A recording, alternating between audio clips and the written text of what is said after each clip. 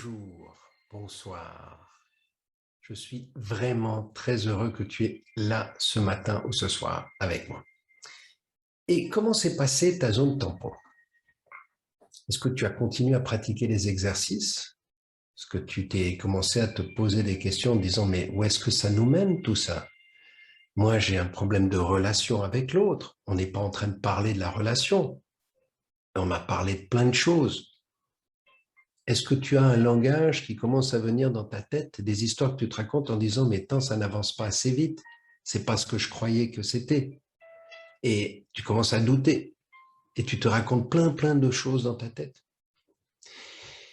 Ben oui, cette semaine, nous allons parler du mental et je distingue dans le mental deux choses, les émotions et les pensées. Et oui, tu peux te poser la question en disant « mais peut-être ça avance pas assez vite, peut-être c'est pas ce que je suis en train de régler, je veux régler ma relation, je répète ». Mais je t'ai dit, ça commence par soi-même. Et l'objectif, la semaine passée, c'était t'inviter à prendre conscience de comment ton corps fonctionne et t'occuper de ton corps le mieux possible. Comment tu respires, comment tu manges, comment tu bouges. Hyper important.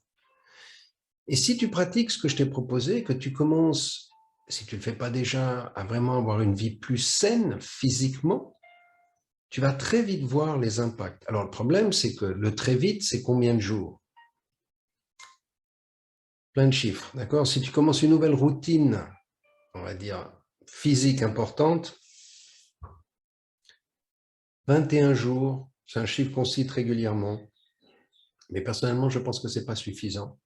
Pour certaines choses, oui. Peut-être 10 semaines, 10 semaines, 9 semaines, c'est toute la période dans laquelle on est là. Ben oui, si pendant tout ce programme, tu vas continuer à pratiquer tous les jours quelques petits mouvements, à faire attention à ta respiration, à faire attention à comment tu manges, mâcher, enlever du sucre, et puis observer comment ton corps, gentiment, va devenir plus fluide, tu vas te sentir plus sain de l'intérieur. Qu'est-ce qui va se passer? Tu vas naturellement augmenter la confiance en toi.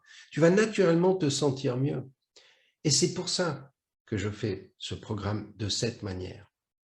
Donc, je t'encourage à continuer.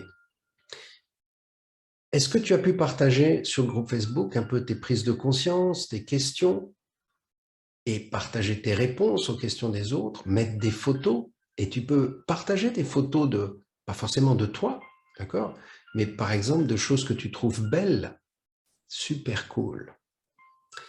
Aujourd'hui, on va parler des émotions. Alors, j'ai fait un peu de théorie sur les émotions.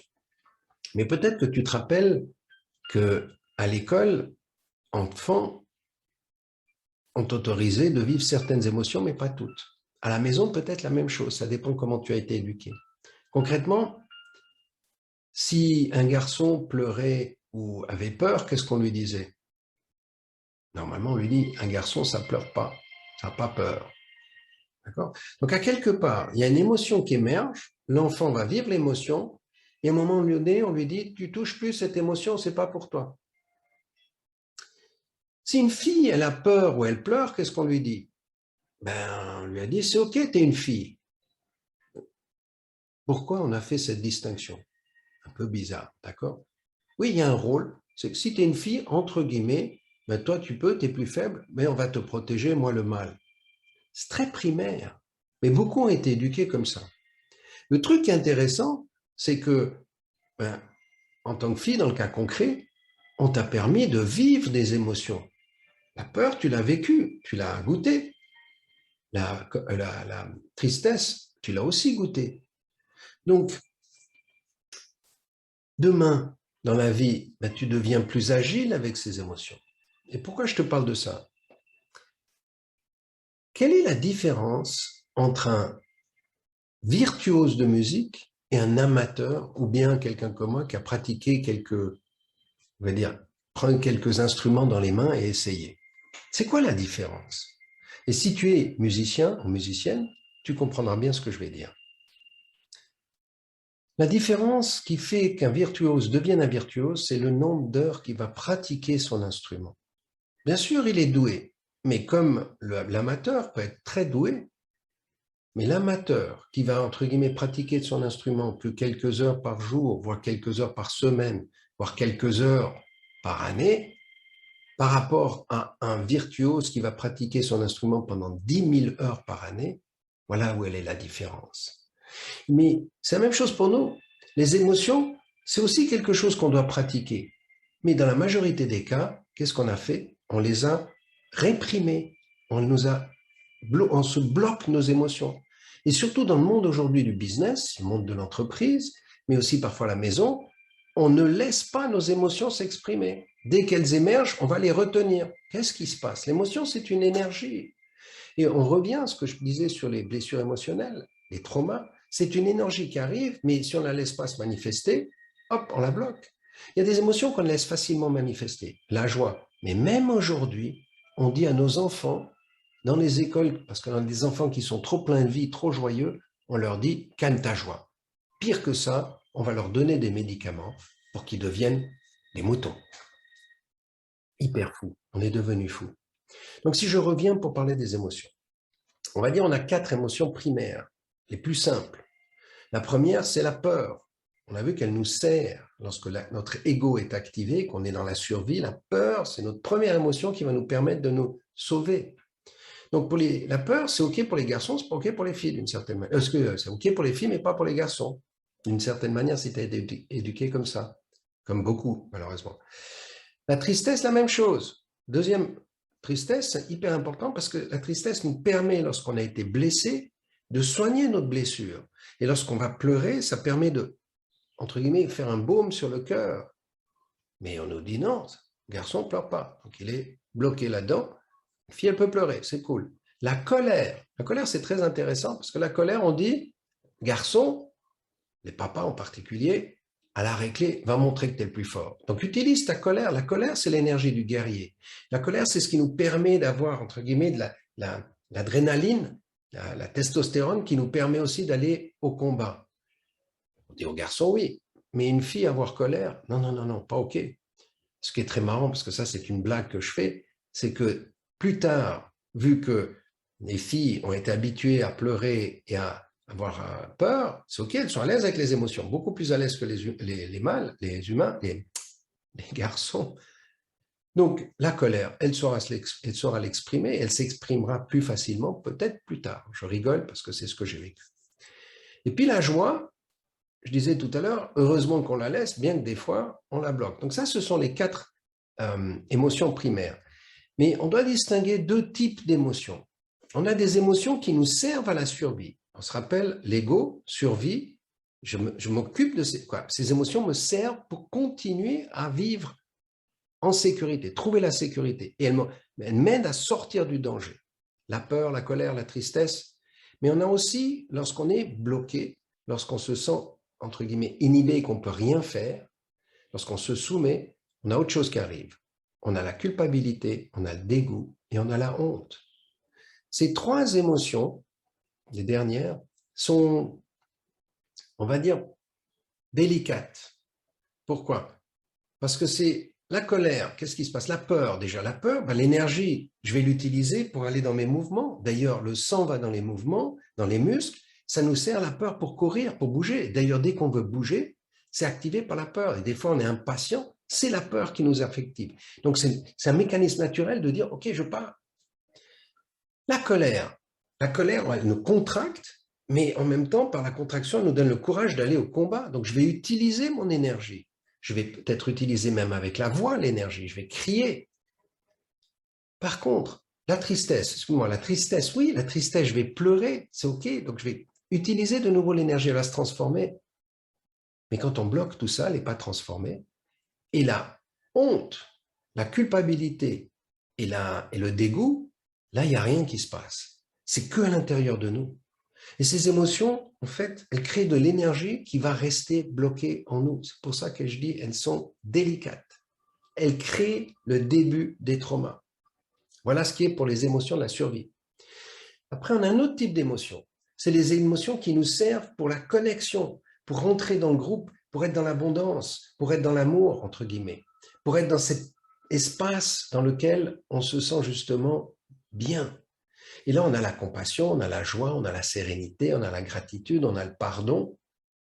Toutes ces émotions qui sont hyper agréables et qui vont générer deux types, entre les premières et les deuxièmes, deux types d'hormones.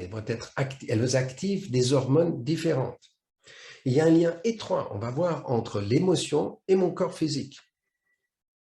Et entre les deux, pour passer de l'une à l'autre, on a aussi un type d'émotion qui est super intéressant et que je vais t'inviter d'observer beaucoup, c'est la surprise.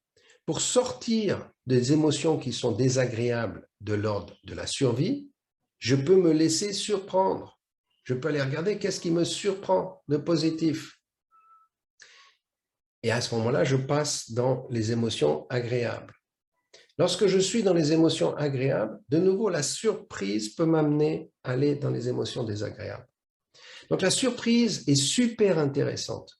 Et on peut se laisser surprendre ou on peut choisir d'être surpris. On viendra là-dessus. D'accord? Alors, j'aimerais juste parler deux mots sur les hormones qui sont stimulées déjà par les émotions désagréables.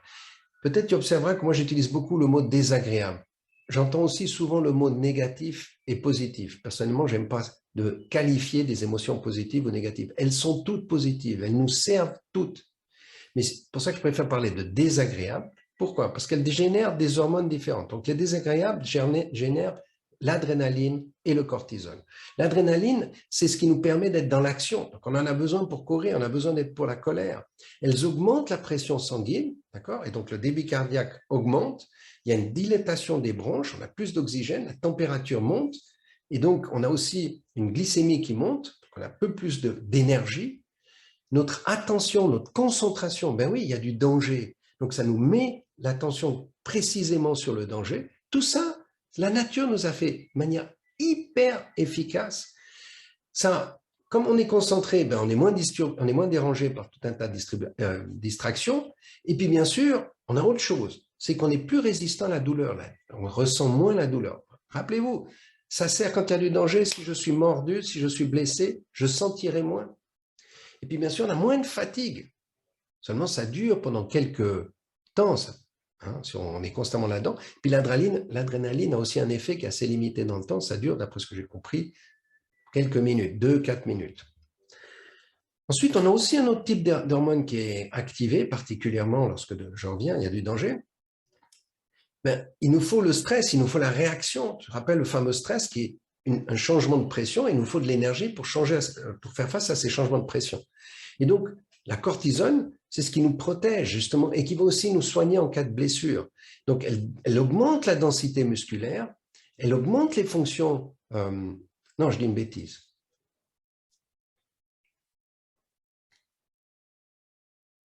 Et donc, la deuxième hormone qui est activée par les émotions désagréables, c'est la cortisol. Et la cortisone, c'est l'hormone du stress. Si tu te rappelles, le stress, c'est un changement de pression, il me faut de l'énergie pour faire face. Donc, c'est grâce à la cortisone qui vient activer tout ça, elle nous protège dans ce sens-là, et aussi, elle nous soigne. Donc, qu'est-ce qui se passe? La densité musculaire va diminuer, donc on peut soigner plus facilement. Les fonctions immunitaires, par contre, vont aussi diminuer. La prise de poids, elle augmente. D'ailleurs, tu vois, des gens qui prennent la cortisone, parce qu'ils ont le cancer ou ce genre de choses, ont tendance à monter. On voit que leur physique prend plus. Le foie et le pancréas diminuent, le cholestérol augmente. Donc, ça a des effets qui sont nécessaires lorsqu'on est sous pression, lorsqu'on est dans le danger. Par contre, ont des conséquences qui sont embêtantes sur le long terme. Donc, on a, avec la cortisol, moins envie d'aller au risque. On va plus aller chercher à se protéger. Et donc, quand on va se protéger, on va sortir. Ça nous donne moins envie d'aller en relation. Au contraire, on veut s'isoler. D'accord? Et puis, l'impact de la cortisone est long terme, 24 heures.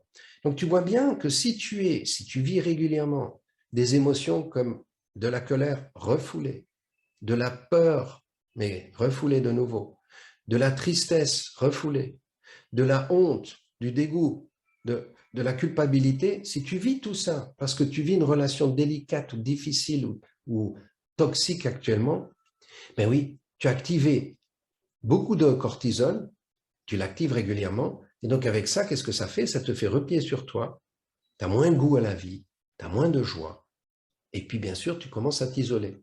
Et tu prends conscience, maintenant que je te parle, que tu peux inverser ce processus.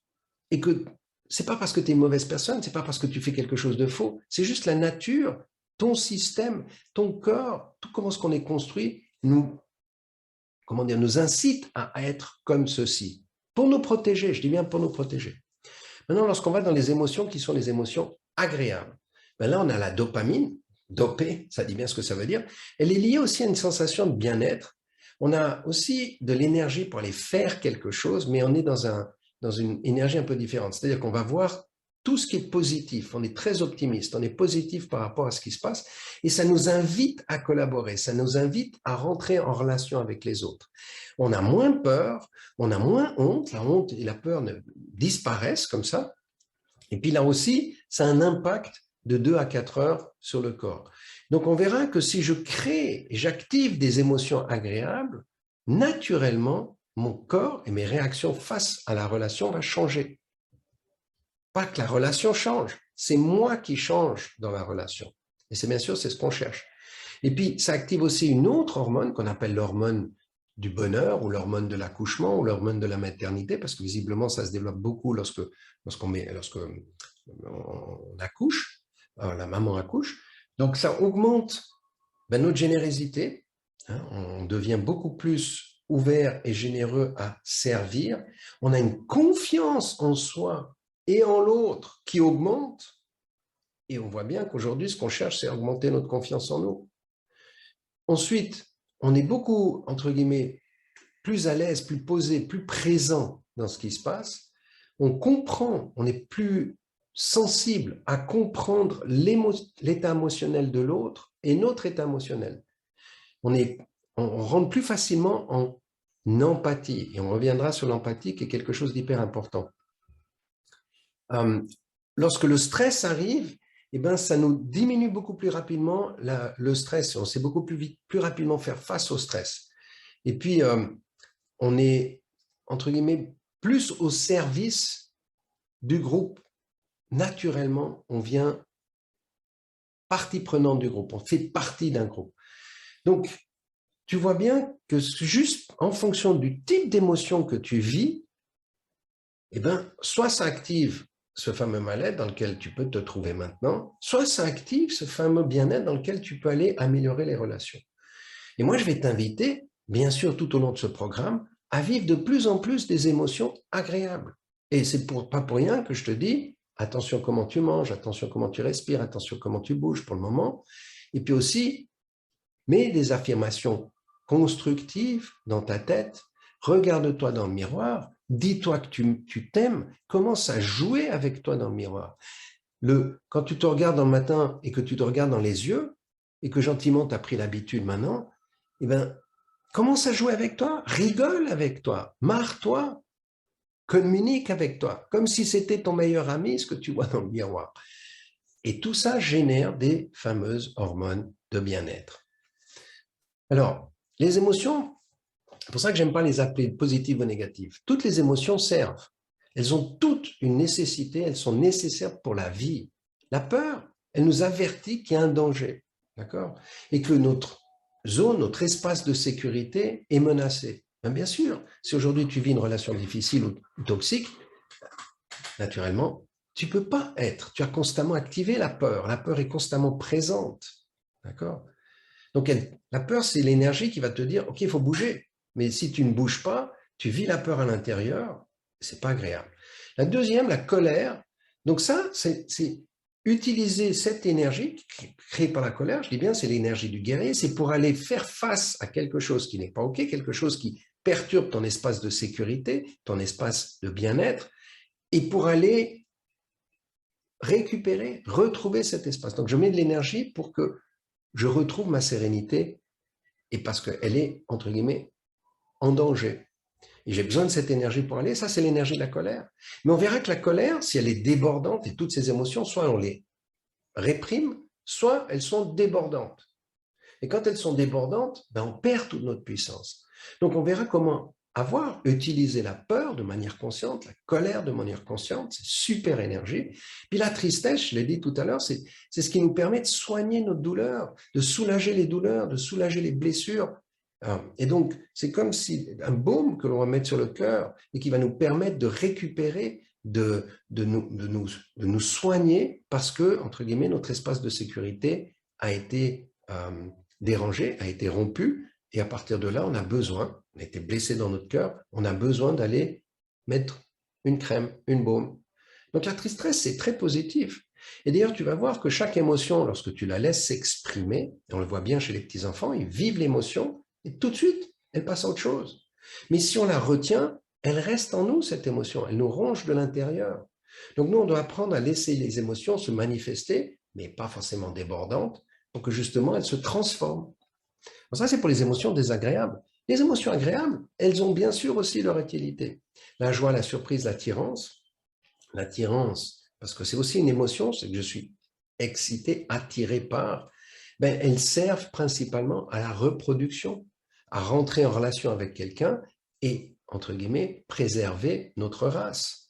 L'appréciation, le côté d'aller dire à quelqu'un, voilà, tu as de la valeur pour moi et je regarde, je trouve la sympathie en toi, j'ai de l'appréciation, je, entre guillemets, t'aime, sert à protéger les membres d'une communauté. Quand je me sens valorisé, je me sens en sécurité dans ma communauté, dans mon groupe. Et puis, bien sûr, cette sensation de sérénité, de paix, qui est hyper importante. Elle sert à faire quoi? À accepter d'être protégé par les autres. Rappelle-toi, dans le groupe, j'ai besoin de me sentir aimé. Lorsque je suis serein, apaisé et que je peux être en confiance dans le groupe dans lequel je suis, ça sert à me dire, quoi qu'il arrive, si demain il y a un souci, le groupe va m'occuper de moi. C'est hyper important pour la nature. Donc, chacune de ces émotions est nécessaire. C'est pour ça que je n'aimais pas les négatifs, les positifs, tu as bien compris maintenant pourquoi. Ensuite, les émotions, on l'a vu, elles ont un impact sur notre système hormonal et immunitaire. Alors, par exemple, on a mesuré l'immunoglobuline, qui est une hormone qui nous sert pour l'immunité. C'est ce qui va protéger nos cellules contre les bactéries et les virus extérieurs. Et ce qu'on a observé, c'est que quelqu'un qui est mis en colère, on prend un groupe, on les met, entre guillemets, on crée quelque chose qui va les mettre en colère, puis on prend un groupe neutre, puis on va observer quel est leur taux d'immunoglobuline dans leur sang, chacun est différent, mais on va regarder quel est leur taux, et puis on vient remesurer après la colère. Alors là, bien sûr, après la colère, le taux diminue, d'accord? Et il va diminuer significativement chez ceux qui ont été mis en colère. Puis la deuxième question, c'est on se pose, mais combien de temps ça reste cet impact? Et on a observé que ça dure 6 heures. Tu es maintenant en colère, tu deviens en colère, toi, tu vas diminuer ton système immunitaire. Et aujourd'hui, on a ces fameux virus qui viennent. Donc c'est clair, on te fait peur constamment à la télévision, partout. Toi, on limite tes libertés. Qu'est-ce que ça peut faire? Ça crée de la colère. Et si tu vis ça constamment avec toi, ton système immunitaire il diminue. Arrivent les virus, bien sûr que tu vas moins être prêt pour faire face à ces challenges de la vie. Donc, apprendre à connaître nos émotions, à les accueillir, les comprendre et les laisser se transformer est hyper important. Là, je t'explique et on va travailler de plus en plus un peu sur le monde des émotions. Une chose aussi hyper importante à savoir, on croit, parce qu'on est d'accord, une émotion désagréable va consommer un peu ton énergie. Une émotion agréable va te donner de l'énergie. Ce n'est pas tout à fait juste, mais admettons qu'elles vont consommer ton état de bien-être et ta confiance en toi. Et ici, les émotions agréables, elles vont te donner confiance en toi. Good. La question, c'est combien d'émotions agréables j'ai besoin pour compenser une émotion désagréable. Et tu vas observer que dès que quelque chose arrive dans notre environnement et va nous perturber notre sérénité, on le perçoit tout de suite. On s'est tout de suite dérangé. C'est le fameux caillou dans la chaussure. Quand il y a un caillou dans la chaussure, on n'a qu'une envie, c'est l'enlever. Mais une fois qu'il est enlevé, on est bien, c'est OK, on ne pense à plus rien. Donc, c'est la même chose pour les émotions désagréables et les émotions agréables. Les émotions agréables, lorsqu'on les vit, on s'habitue très vite. Ça s'appelle le plaisir hédonique, je reviendrai là-dessus. Donc, très vite, on va s'habituer d'une émotion agréable. Elle ne nous dérange pas. Par contre, une émotion désagréable nous dérange. On n'a qu'une envie, c'est l'enlever. Good. Donc, combien d'émotions agréables il faut pour compenser une émotion désagréable? Au début, moi, je croyais une. Ben non. Il faut 3 émotions agréables pour compenser une émotion désagréable. Je répète, 3 pour une. Donc maintenant, imagine, dans ta journée, combien tu vis d'émotions désagréables?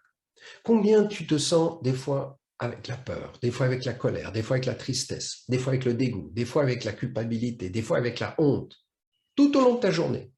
Et si tu vis des relations difficiles ou toxiques, naturellement, tu vas être activé par plein de ces émotions.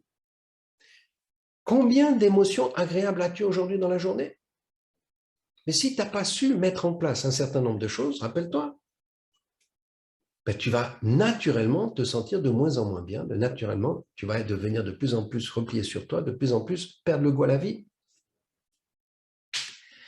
Alors, oui, tu peux trouver des émotions agréables en disant ben, je vais manger un morceau de chocolat. Oui, super, sauf que c'est très court terme et en plus, ça devient addictif.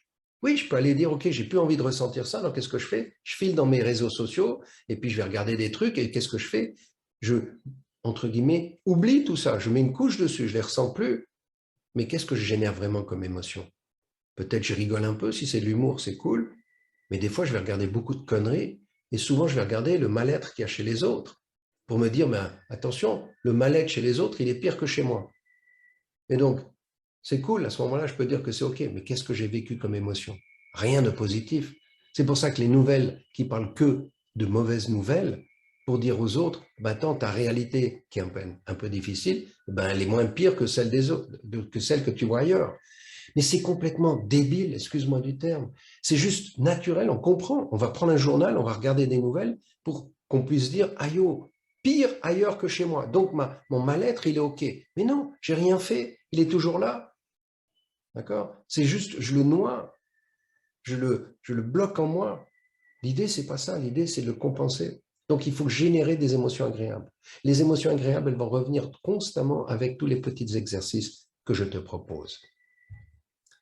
Donc, ce qu'il faut aussi comprendre, c'est que les émotions, c'est une forme d'énergie. Et les émotions, lorsqu'elles sont dans notre corps, parce que si je les bloque, elles vont rester dans notre corps. Et c'est là qu'on a des blocages énergétiques. C'est là les fameux problèmes des traumas.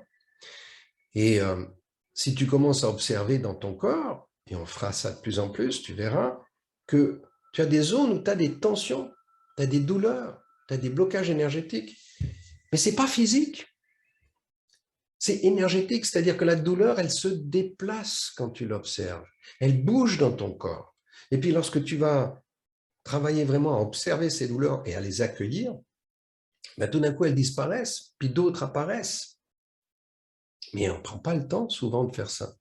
D'accord? Et qu'est-ce qu'on va faire? Ah, j'ai une douleur, je vais prendre un médicament. Oui, il va compenser la douleur, mais il ne l'enlève pas. Il juste, de nouveau, en anglais tame, on dit, il calme, il met une sorte de couche par-dessus pour qu'on ne ressente pas, mais rien n'a changé. Et puis, plus on va faire ça, plus, entre guillemets, on devient insensible.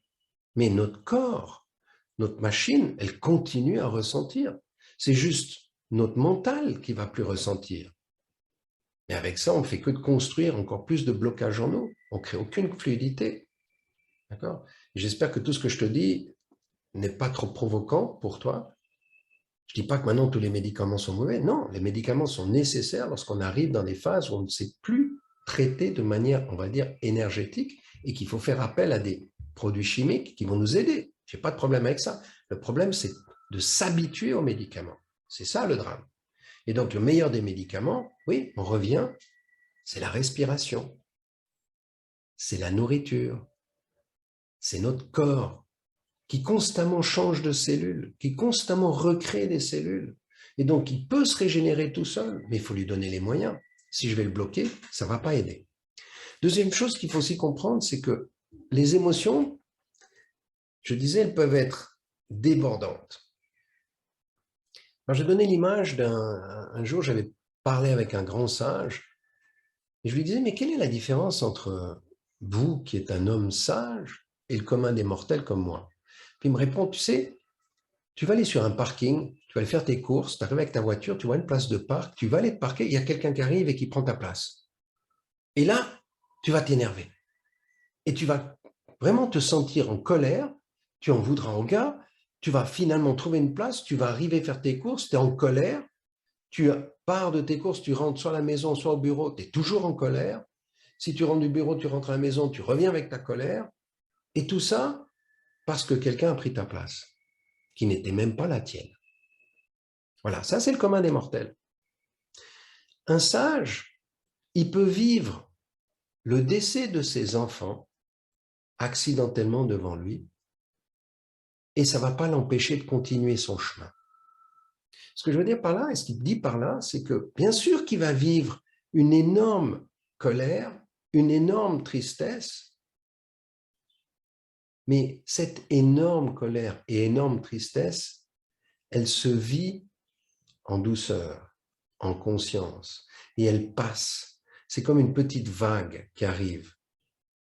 Tandis que le commun des mortels, un événement arrive et il va me faire une grande amplitude. Tu vois, une grande amplitude, c'est comme une immense vague qui arrive. Alors c'est vrai que pour calmer une immense vague, ben, ça prend un peu de temps. Lorsque je suis débordé intensément, et surtout si j'ai réfréné, puis à un moment donné, ça éclate. Et ça, on connaît bien. Tout d'un coup, il y a des éclats de colère, typiquement lorsqu'on est tendu, bloqué un peu au travail, bien souvent, et qu'on n'arrive pas à exprimer notre frustration au travail. Qu'est-ce qu'on fait? On la garde avec nous, puis on arrive à la maison, et quand on arrive à la maison, qu'est-ce qu'on fait? Ben, on la déverse. Et on la déverse sur qui? Ben, bien souvent sur les plus faibles. Alors, soit sur notre partenaire, soit sur nos enfants. D'accord? Et si ce n'est pas eux, on va trouver d'autres boucs émissaires. Et là, il y en a plein. Hein, les communautés qui sont différentes, les religions qui sont différentes, et ainsi de suite. Et actuellement, on a beaucoup les migrants, donc tous ces problèmes-là qui font qu'on va déverser toute notre colère là-bas. Et si elle était bien gardée en nous, ben, la colère, elle va devenir très intense auprès de tous ces gens. Donc il y a une amplitude de l'émotion. Et nous, ce qu'on va chercher, c'est non pas ne pas vivre les émotions, au contraire, à les vivre en conscience, mais sans qu'elles nous débordent. Voilà ce qu'on va faire comme travail. Alors, je t'avais parlé lorsqu'il y avait l'ego et qu'on est activé par la survie et l'ego, on a quelques types d'émotions. Et j'aimerais juste les redire. Lorsque je suis moi et je me sens en survie et j'ai besoin de défendre, ben, les premières émotions que je vais avoir, ça me concerne. Et j'ai deux types d'émotions. Soit je me sens grandiose, je me sens fier, je me sens arrogant, sûr de moi, et c'est là qu'on appelle souvent, tiens, il a un fort ego. Soit je me sens dépressif, j'ai du dégoût, je me sens dévalorisé. D'accord? Et ça, on ne parle pas tellement d'ego, mais c'est la même chose, c'est la survie. Lorsque je suis grandiose, lorsque je me sens fort, les autres, qu'est-ce que je fais avec les autres? Ben, je considère que les autres doivent faire ce que je veux, vu que je suis supérieur. Et comme ils ne vont pas faire ce que je veux, ils vont me mettre en colère. Et donc j'active la colère, qui est l'énergie du guerrier. Alors, je reviens, je me sens fort, et je vais m'énerver sur les autres qui ne font pas ce que je veux. Et donc il y a des rapports de force qui se créent. Bien sûr que si moi je me sens plus faible, et que je me sens inférieur, dépressif, que je vois les autres, ben, qu'est-ce que je vais avoir? Je vais avoir de la jalousie, je vais avoir de l'envie. D'accord? Et donc tout ça, ce n'est pas des émotions agréables, rien de positif, pas agréable. Et on voit quels types d'émotions et quelles hormones elles génèrent. Une chose est sûre, c'est que ça va faire un truc, c'est que ça va me séparer. Je vais d'abord juger l'autre, constamment les juger, et en même temps, je me sépare de la relation. On a vu que mentalement, ça nous sert, mais aussi physiquement, avec les hormones, ça crée ces espaces de séparation. Et lorsqu'on est activé par l'ego, je parlais qu'on avait aussi deux autres regards sur la vie. On a le futur et le passé. Et très rapidement, lorsque je concentre mon attention sur mon futur et que je me mets dans le futur, eh ben, je vais commencer à avoir peur ou bien j'ai de l'espoir que les choses vont s'améliorer. Et si tu te rappelles, la souffrance, c'est l'écart entre ce qui est et ce que j'aimerais qu'il soit. Plus je me place dans le futur, plus j'augmente ma peur, plus j'augmente mon espoir d'une certaine manière. Et donc, plus l'intensité de l'émotion va devenir grande. La même chose pour le passé. plus je me connecte au passé, et qu'est-ce que je vais connecter? Je vais connecter à la tristesse ou à la culpabilité. Et quand je suis connecté avec le passé, et plus je vais dans le passé, plus l'intensité émotionnelle va augmenter. Voilà. Et plus je vais souffrir. Voilà les liens. Alors, aujourd'hui, encore un petit aspect, peut-être un peu de théorie, c'est qu'on parle beaucoup d'intelligence émotionnelle. Et si tu ne connais pas le sujet, rapidement, je vais t'en parler. Donc, l'intelligence émotionnelle, c'est notre capacité à faire face, d'abord, à comprendre comment fonctionnent nos émotions, et on va travailler là-dessus. On va apprendre de plus en plus à savoir comment je fonctionne au niveau de mes émotions. Donc, c'est la conscience de soi. Et une fois que j'ai conscience de moi, je peux commencer à me réguler, je peux commencer à me manager. Et là, on va pouvoir prendre des décisions pour nous gérer nous-mêmes. Voilà, ça c'est une partie de l'intelligence émotionnelle, c'est comprendre comment je suis, conscience de soi et gestion de soi. Puis un autre axe, c'est l'axe de la relation. Donc, aussi avec l'intelligence émotionnelle, c'est que je prends conscience de comment les autres fonctionnent, quelles sont leurs émotions, ce qu'on appelle de l'empathie. Et puis, à partir de là, je peux commencer à gérer, influencer les autres positivement. D'accord? Et ça aussi, on va y venir de plus en plus. Si je reviens dans la relation, c'est ce qu'on cherche à faire. Si je veux influencer les autres, ça ne marchera pas tant que je n'ai pas compris comment je fonctionne moi et que j'ai su me gérer moi et qu'en même temps, je comprends comment l'autre fonctionne. Et à partir de là, uniquement, je peux comprendre comment commencer à influencer positivement l'autre. Voilà pourquoi tout ce programme prend ce temps. Pour l'intelligence émotionnelle, tu peux faire un test. En dessous, tu verras que tu as un lien pour aller faire un test d'intelligence émotionnelle et ce sera intéressant de voir ce qui sort pour toi, le degré. Si on regarde une personne qu'on considère avec une intelligence émotionnelle élevée, qu'est-ce qui se passe? D'abord, une personne avec une intelligence émotionnelle élevée se concentre sur le positif, voit le côté constructif, positif de la vie, voit les opportunités, voit les cadeaux de la vie. D'accord? Naturellement, elle va commencer à s'entourer de personnes positives aussi. Pourquoi? Parce que les personnes négatives, c'est-à-dire qui se plaignent constamment, qui ne sont pas contentes, qui viennent chercher quelqu'un qui vient alimenter leur frustration, il n'y a pas de répondant. Vu qu'il est positif, il ne rentre pas dans ces discussions. Donc, très naturellement, ces personnes, elles disparaissent du champ de vision, elles quittent l'espace. D'accord? Parce que, et que ceux qui pensent comme lui, de plus en plus sont attirés et créent un monde de relations positifs. La personne qui a une intelligence émotionnelle élevée, elle sait ce qui est bon pour elle, elle connaît ses besoins, connaît ses valeurs, et elle sait aussi fixer les limites, elle sait dire non, elle sait se respecter, elle sait s'aimer.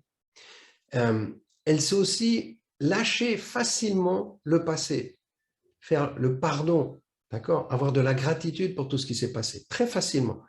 Et bien sûr, elle peut avoir un lien, une attention sur le futur, mais ce n'est pas une attention attachée. C'est-à-dire qu'on a des intentions, voilà ce que j'ai envie de faire, l'énergie est concentrée pour créer quelque chose dans le futur, mais si ça ne se passe pas exactement comme ça, ce n'est pas un problème. J'ai fait le mieux que je pouvais et je continue à faire le mieux que je pouvais. Les résultats, ils tombent comme ils sont et je suis OK avec ça. Voilà une personne qui a une intelligence émotionnelle. Et on va chercher à de plus en plus s'épanouir dans la vie, à être heureux. C'est une quête permanente. Qu'est-ce que je vais faire pour que je me sente mieux demain? Et qu'est-ce que je fais maintenant pour prendre conscience comment je me sens bien maintenant? Naturellement, avec ça, on est conscient qu'on est une machine énergétique et que cette machine énergétique, il va falloir que je la gère correctement. Et on revient sur comment je gère ma respiration, ma nourriture, mes mouvements, pour que j'ai une machine, si je peux me permettre le terme machine, qui est la plus adéquate possible, la plus performante possible. Et on va le faire naturellement. Et on va le faire, bien sûr, en conscience. Et avec tout ça, je deviens de moins en moins dépendant, moins en moins attaché à quelque chose. Je me détache naturellement. Ça ne veut pas dire que je ne tiens pas compte, que je ne respecte pas les relations, mais je ne suis pas dépendant. Je ne suis pas attaché à tout ce qui se passe dans mon avenir. Je peux devenir très agile, très fluide. Et le monde aujourd'hui nous demande de devenir de plus en plus agile, fluide, connecté, et de vivre avec ce qui est présent, et puis après lâcher ce qui n'est pas présent. C'est OK. Et c'est ça la capacité. Donc je deviens indépendant, c'est-à-dire que mon bonheur ne dépend plus des autres. Il dépend que de moi. et je deviens responsable de ma vie. Voilà quelqu'un qui a une intelligence émotionnelle élevée. Et si je te parle de tout ça, c'est que moi, j'aimerais t'accompagner à vraiment devenir cette personne avec une intelligence émotionnelle très élevée. Et c'est tout le chemin que je te propose. La personne qui a une intelligence émotionnelle faible, d'accord, c'est quelqu'un qui n'aime pas les conflits. C'est quelqu'un qui sent que dès qu'il y aura une situation conflictuelle et un conflit, c'est juste qu'on a une manière de percevoir les choses différentes, d'accord? Un conflit, c'est juste qu'on a des besoins différents ou qu'on a des objectifs différents ou bien qu'on a des règles de fonctionnement qui ne sont pas adaptées, qui vont créer des situations où il y a un conflit. Conflit, ce n'est pas négatif, d'accord? Conflit, c'est une occasion d'aller se poser, se rencontrer et de partager nos vérités pour créer quelque chose de nouveau ensemble. Mais quand on a peur du conflit, quand on n'aime pas aller au conflit et qu'on se replie sur soi, voilà, ça c'est typiquement une intelligence émotionnelle faible. Et ce n'est pas un jugement, qu'on soit bien clair, ce n'est pas un jugement que je suis en train de dire, c'est juste une observation. Et on passe tous par des phases comme ça. Et dans la vie, on passe par des moments, des épreuves, c'est pour ça que je te disais au début, tu as choisi de passer par là. Et quand je disais, tu verras, c'est un cadeau, bien souvent, c'est très difficile à dire, j'ai choisi de vivre dans une situation délicate, toxique et tout ça, et que c'est un cadeau. Pourquoi je dis ça? Parce que ça te permet justement de prendre conscience de tout ce que je suis en train de te dire, et à partir de là, faire tes choix et de devenir indépendant. Mais à quelque part, on a besoin de toucher le fond, comme on dit des fois, pour rebondir. Et c'est ce que tu es en train de faire. Et je te félicite pour ça. Bravo. Et on continue. Donc, la personne a une intelligence émotionnelle faible, on voit, n'aime pas les conflits, n'aime pas ces confrontations. Deuxième chose, eh ben, si j'aime pas les choses que je ne maîtrise pas, parce que si je ne maîtrise pas, si je ne contrôle pas tout, il y a du danger. Donc, qu'est-ce que j'essaie? J'essaie de tout contrôler. Je veux tout contrôler. Et donc, si tu regardes dans ta relation, ça dépend qui contrôle qui, mais probablement un des deux, si elle est toxique, contrôle, veut tout contrôler, veut tout savoir, qu'est-ce que tu fais, qu'est-ce que tu ne fais pas, et probablement va aussi dévaloriser selon les activités que tu fais, qui iraient en dehors de sa zone de contrôle. D'accord? Peut-être que ça te parle, tout ce que je suis en train de te dire maintenant. Parce que justement, il est lui-même dans une situation, ou elle est elle-même dans une situation qui n'est pas en confiance d'elle-même, pas avec une intelligence émotionnelle haute. Good, peut tout contrôler.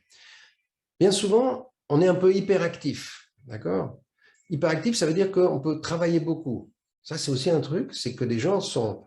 Alors, ça peut donner des choses magnifiques, hein. Des fois, il y a des artistes qui sont justement tellement avec une intelligence émotionnelle faible, ou des chercheurs, des scientifiques, oui, maîtrisent super bien leur sujet, mais ils sont tellement déconnectés émotionnellement. Par contre, alors ils savent bosser. Et d'ailleurs, dans le monde de l'entreprise, je sais qu'on cherche des gens comme ça, qui ont un peu cette qualité d'être anxieux, et on dit ça overachiever, c'est-à-dire qu'ils veulent à tout prix réussir, d'accord? Parce qu'ils vont beaucoup travailler. Malheureusement, des fois, ils vont beaucoup travailler, mais pas pour le bien de la communauté ou pas pour le bien de la vie. Et aujourd'hui, on voit bien qu'on utilise, entre guillemets, beaucoup de ce genre de compétences qui ont fait que des entreprises ont beaucoup de succès, gagnent beaucoup d'argent, mais desserrent la vie, nous donnent du poison à manger inconsciemment, d'accord? Mais parce qu'ils sont tellement dans cette je travaille, je fais, je suis bon dans ce que je fais, mais je suis déconnecté. Donc, ils deviennent hyper rationnels, hyper mentaux, hyper analytiques. Ça, commencer à communiquer et discuter avec des gens comme ça, parfois, ils ont une intelligence, mais pas une intelligence émotionnelle, une intelligence rationnelle, un coefficient intellectuel, comme on mesurait dans le temps, élevé. Et puis, bien sûr, comme ils sont attentifs que rien qui n'est en dehors de leur zone de confort, de ce qu'ils maîtrisent, arrive, ils sont hyper vigilants. Ils voient les problèmes partout. Constamment, il y a un danger là, il y a un danger là. Tout ce qui est autre, tout ce qui est différent est source de danger et deviennent hyper vigilants. Et leur moyen d'entrer en relation lorsqu'ils ne connaissent pas, lorsque c'est différent, ils vont jouer des jeux de séduction. Ils vont essayer de plaire, d'accord? Et en offrant des choses, en invitant pour gagner la sympathie des gens, ils vont les acheter. pour donner un exemple. Une autre chose aussi, c'est que comme ils ne connaissent pas leur monde émotionnel et qu'ils ne sont jamais satisfaits, ils ne sont jamais contents de ce qu'ils ont, donc ils veulent toujours plus. Et le monde aujourd'hui utilise beaucoup ça, c'est voilà, j'ai acheté le dernier iPhone, mais bon, arrive un nouveau, il me faut le nouveau, c'est important, il me faut la nouvelle gadget que sort aujourd'hui, et je suis toujours en train de chercher le nouveau gadget pour, entre guillemets, avoir le sentiment d'être satisfait. Alors oui, je suis excité par avoir la chose, et une fois que je l'ai, ah ben non, il n'y a plus rien. Donc il me faut un nouveau gadget, un nouveau cadeau, et ça nous fait des enfants gâtés, les fameux enfants gâtés que l'on connaît tous. Puis pour certains, ils deviennent hyper perfectionnistes. Alors, de nouveau, c'est quelque chose qu'on apprécie pour certains qui sont dans les arts, qui sont dans certains métiers. On a envie qu'ils soient perfectionnistes. Mais des fois, ils deviennent un peu trop perfectionnistes. Ils n'acceptent pas l'erreur. Et le moment où on n'accepte pas l'erreur, on se juge soi-même. Et la vie devient dure. Et on n'accepte pas les erreurs chez les autres. Donc, quand on n'accepte pas les erreurs chez les autres, c'est hyper dur de faire en sorte que la relation devienne agréable et constructive. Et puis, un des trucs les plus classiques aussi, c'est d'abord, ils se sentent victimes de tous les autres qui ne sont pas comme eux. Ils ont l'impression que c'est ceux qui font tout et que tous les autres viennent profiter de tout ce qu'ils ont fait. C'est les seuls qui travaillent, c'est les seuls qui font ci, c'est les seuls qui font ça. Et c'est les meilleurs dans tout et tous les autres ne sont pas assez bons. Et tous ceux qui sont autour d'eux, c'est des profiteurs. Moi, je suis une victime. D'accord? On se positionne en victime. Tu te rappelles le triangle dramatique? Et le dernier, comme on est dans l'ego, à partir de là, hein, tu vois bien qu'on revient constamment en train d'être dans la survie et dans l'ego, qu'est-ce qu'on fait? On juge et on se sépare. Voilà une personne à intelligence émotionnelle faible par rapport à une intelligence émotionnelle élevée. Et nous, ce qu'on va chercher, c'est constamment monter ton niveau d'intelligence émotionnelle par les exercices que je te propose. Donc pour l'instant, je ne te propose pas d'autres exercices que de continuer ce que tu fais maintenant, c'est-à-dire te regarder dans le miroir, partager, te dire ces décisions, les 3-4 décisions que tu as prises, bouger ton corps, et maintenant tu as compris, tu peux bien sûr l'ouvrir de plus en plus, et puis bouger ton corps, ça c'est hyper important, marcher, tai chi, qigong, yoga, super si tu peux faire ce genre de choses, manger sainement, boire de l'eau, attention, pas de l'eau gazeuse, attention de boire de l'eau régulièrement, j'en ai toujours d'ailleurs, j'en ai besoin. Et puis, enlever le sucre si tu peux, faire attention au sucre, on a dit. Donc, je te rappelle quelques-uns, je vais te les renoter en bas, toutes les actions que tu continues à faire pour te construire toi-même, retrouver la magnifique personne que tu es vraiment. À demain.